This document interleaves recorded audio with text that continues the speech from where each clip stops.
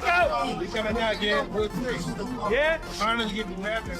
That's it. Ryan Garcia, he came a long way. He just got his ass flipped. He didn't get discouraged. That's what it's all about. I got my ass, I got humiliated, slowly kicked my ass, but I didn't get discouraged. I trained hard. I kept believing in myself, and now I'm champion of the world. Mike Tyson has weighed in on the Ryan Garcia versus Conor Benn showdown and made his prediction absolutely clear today. Tyson is picking Ryan Garcia to win the fight. I like Conor Benn talks a lot of crap. I like him too, but I want to see what happens. Yeah. That's a hell of a fight. It's gonna be a good fight. I got Conor Benn. It's gonna be a go out to a rounds. We think it'll be a knock. Terrence Crawford views Benn as a genuine threat to Garcia. He recognizes Garcia's advantages, but believes Benn possesses physical qualities that could affect the outcome. I think, of course, Ryan got the experience, but I think Conor got the size and the power, and I think that it's going to be an interesting fight moving forward. Okay. Do you have a pick? I'm going to go with Conor. Really? I'm going to go with Conor. For real? I think you're going to upset him. Wow. Yeah. Not a lot of people picking Conor. I'm going to pick him just because. Just I'm going to go out there All right. and pick him. Wow. Okay. Adding to that, Hearn views Benn as competitive, but questions his ability at welterweight. He believes Garcia is physically better suited with the strength and sharp punching to create problems.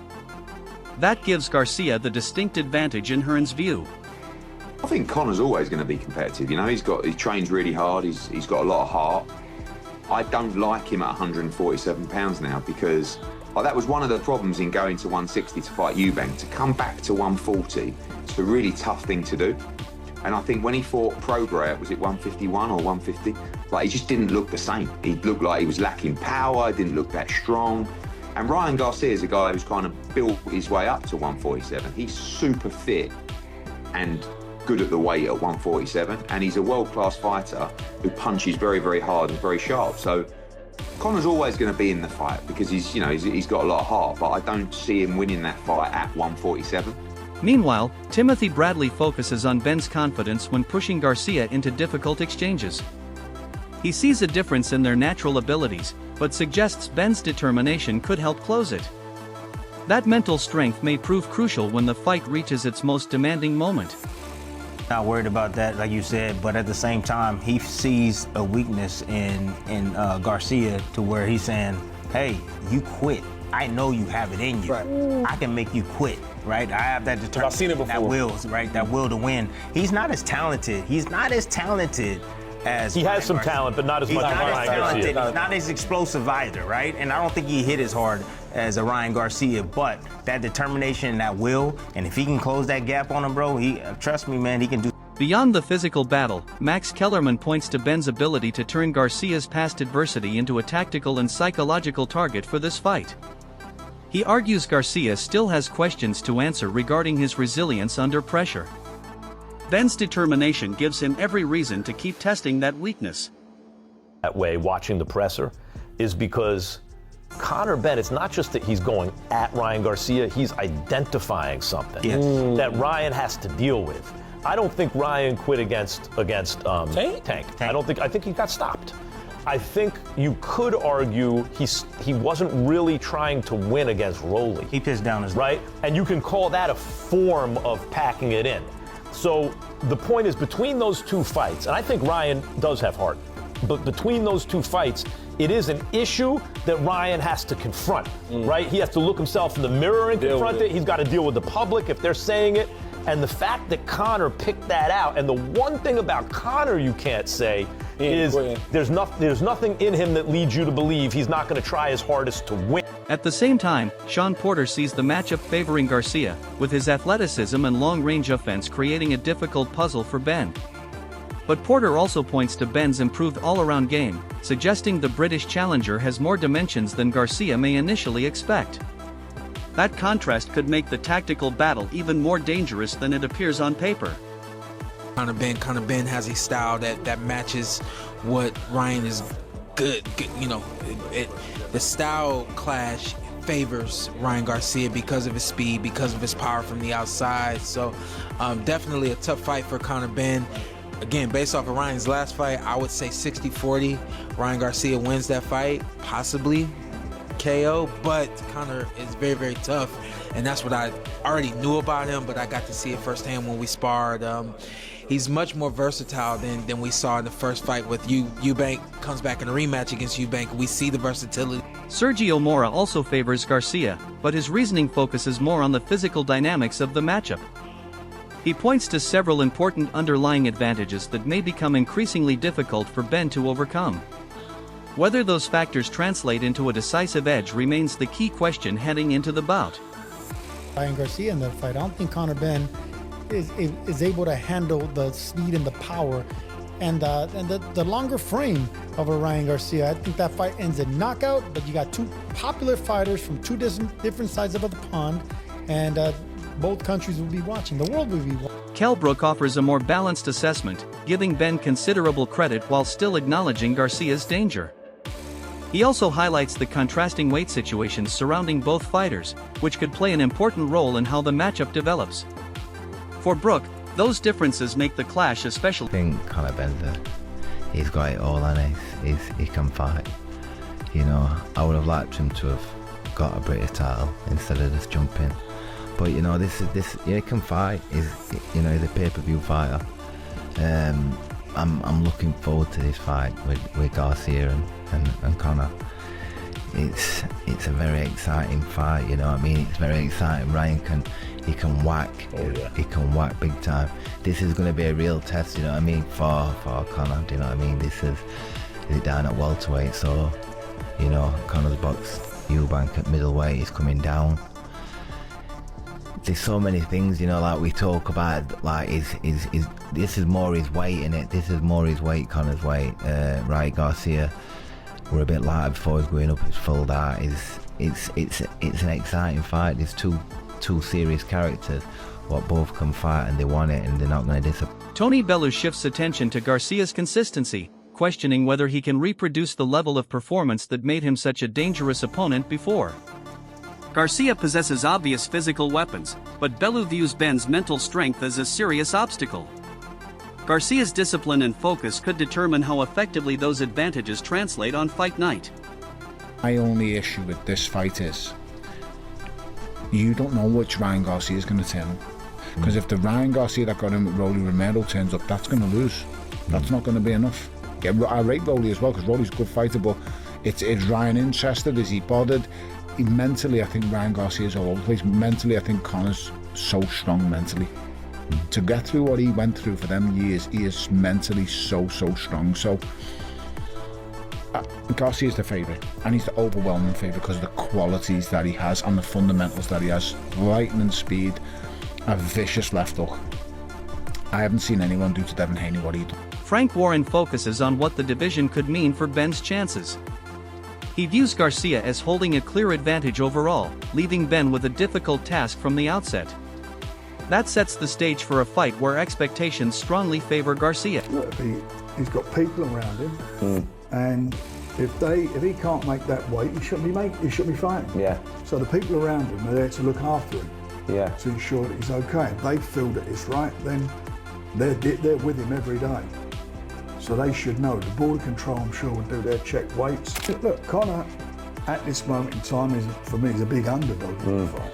Yeah. I'm sure he'll do his best, and he'll fight his best, but, I mean, you know, you've got to make Garcia a mess. Fraser Clark returns the discussion to Benn's overall ability, questioning whether his best performances are enough for this particular challenge. Benn has proven he can compete with quality opposition, but Clark questions whether that will be enough against a fighter like Garcia. Here, and are you all really beginning to make a case for Conor Benn to win this fight? Because I can't see that case. He boxed with and beat Olympic champion Luke Campbell. You know, so this guy's been in with good company, and he can really, on his day, he can really box. I mean, we know we've seen some up and down performances from him, and I think his lifestyle has caught up with him a few times. Yeah. But when we're talking about the division, 147, let me think about in Britain. Is that like Conor Walker? Is that like? So like, would you put your house on Conor Benn beating Conor Walker even. Do you know what I'm saying? Like, so that's what I'm saying about level. Burying Quigan presents a different angle, identifying a potential weakness in Garcia while also highlighting Benn's power. He views Benn's power as a serious factor while raising a further concern that could influence the fight. The weight cut adds another layer of uncertainty.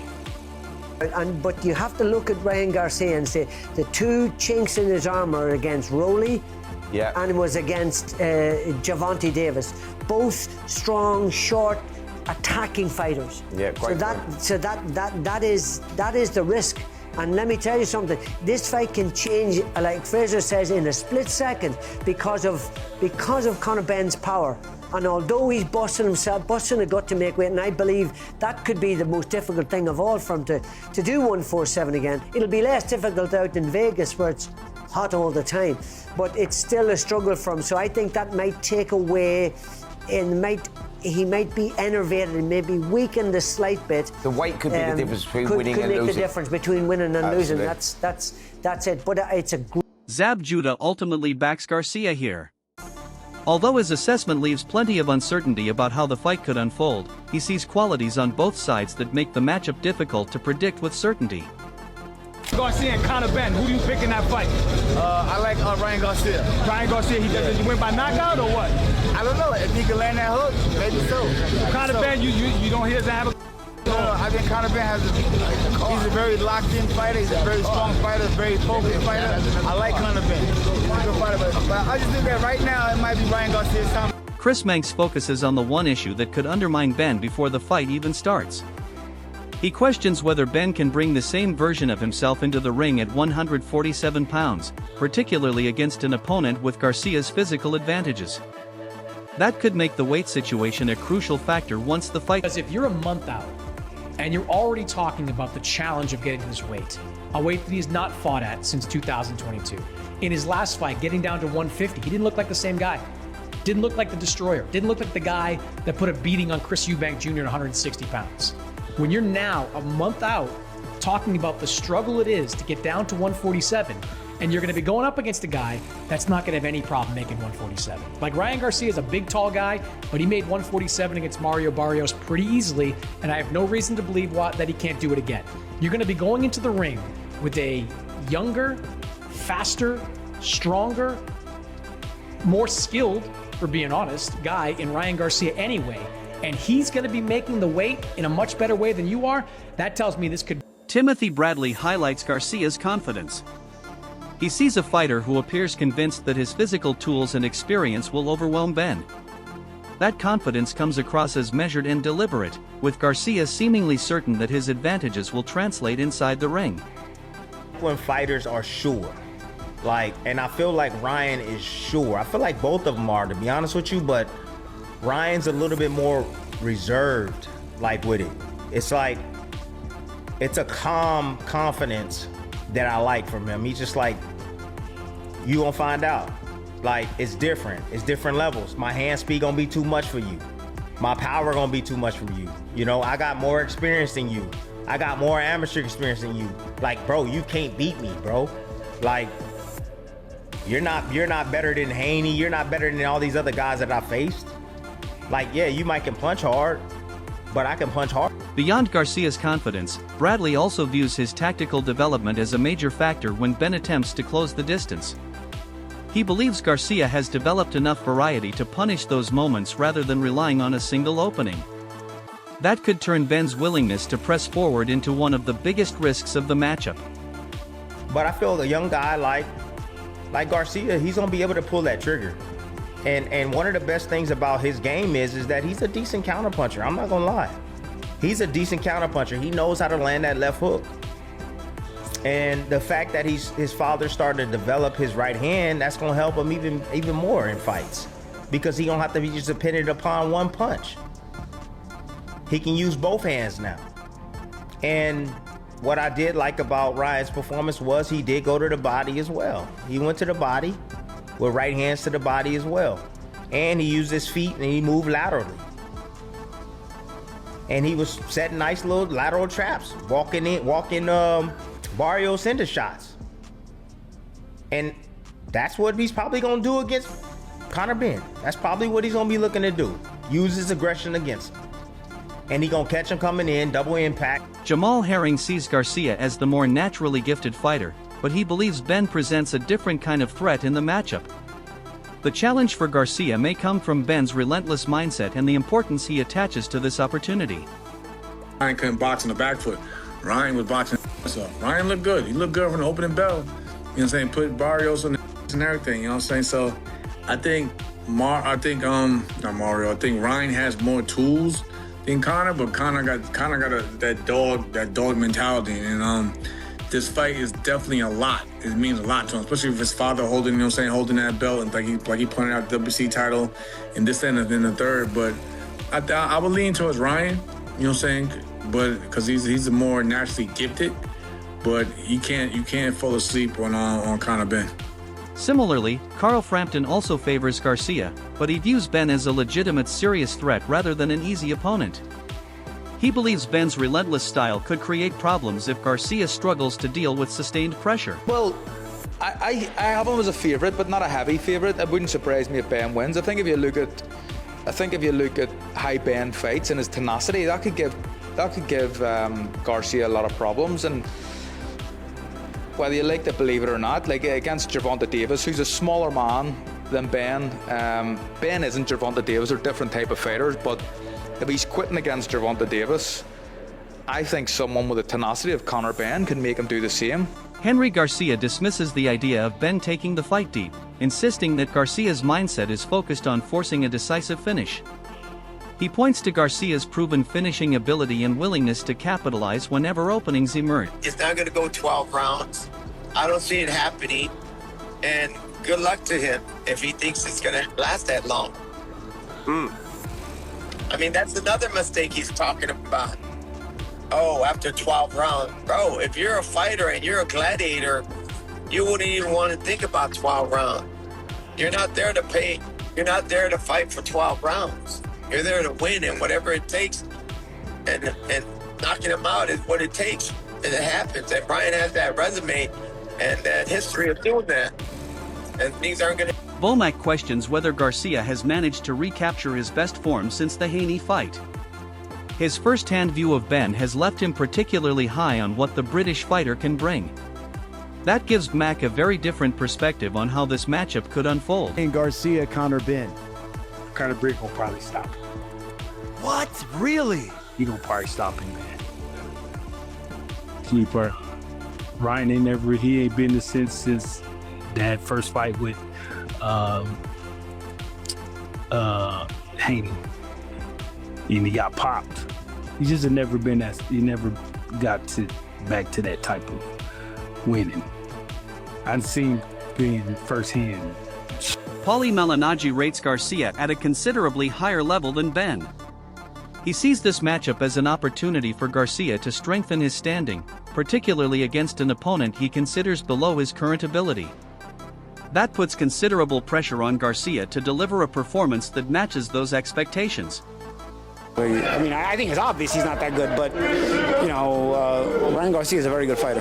You know, when he's motivated and he's pushing himself, and I think, you know, as a champion, Ryan will understand the responsibility on his shoulders as well to elevate his game. He's already at a very good level. He's already a very good fighter, but this fight is an opportunity for him to make a statement because he's fighting a guy who's got a big name, but also a guy who probably doesn't belong in the ring with him. And so I think he's got a chance to do something of a statement in this fight by getting, you know, a massive destructive type of. Mike Tyson reveals who he expects to win, Garcia versus Benn. After all the conflicting opinions, Tyson's prediction could provide another major perspective on how this fight may unfold. So, who do you have winning? Drop your prediction in the comments and don't forget to like, subscribe, and turn on notifications for more boxing analysis. Thanks for watching Boxing World TV Boxing Glove. Don't forget to like, comment, and subscribe for more non-stop boxing action, fight highlights, and champion moments every week.